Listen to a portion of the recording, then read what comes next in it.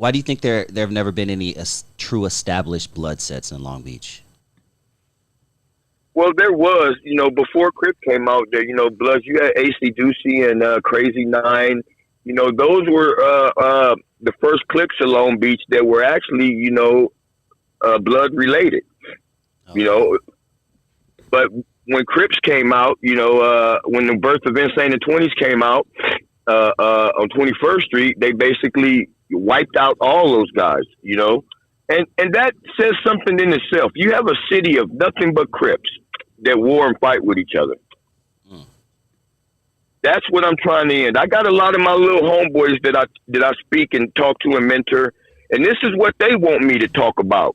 And a lot of times I tell people, as a leader, you don't talk about shit you may want to talk about. You got to talk about the shit that the people in the streets need you to talk about. Mm-hmm. And a lot of people shy away from this subject. This is a subject that's I don't want to be involved. I want to be, known as a hood hard nigga. I don't want to be speaking no peace shit and all this other. You know what I mean? But this is, if my little homeboys are calling me from around the nation and saying, you know what? Why are we still fighting with these gangs? Can you speak out on us at least clicking and getting back together? The number one thing they said is getting Crips back together, at the start. And this is what they want me to talk about. This is what they want done. When were you most active? About what years? Or what ages, I should say?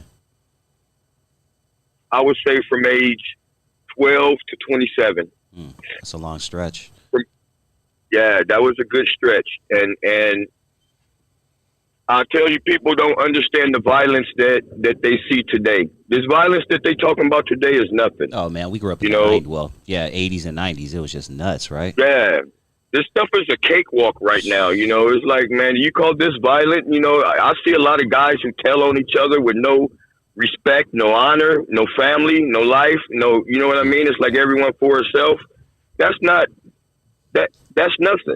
Back then you had camaraderie, and if you did something to one person, you may have 50 people come shoot your house up.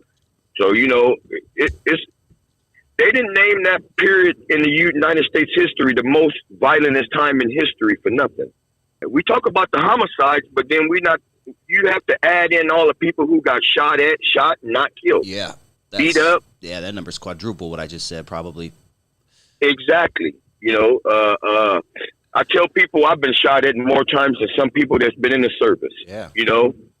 And that's not a lie. During that time, people shot first and asked questions later. I don't know them, kill them. Yeah.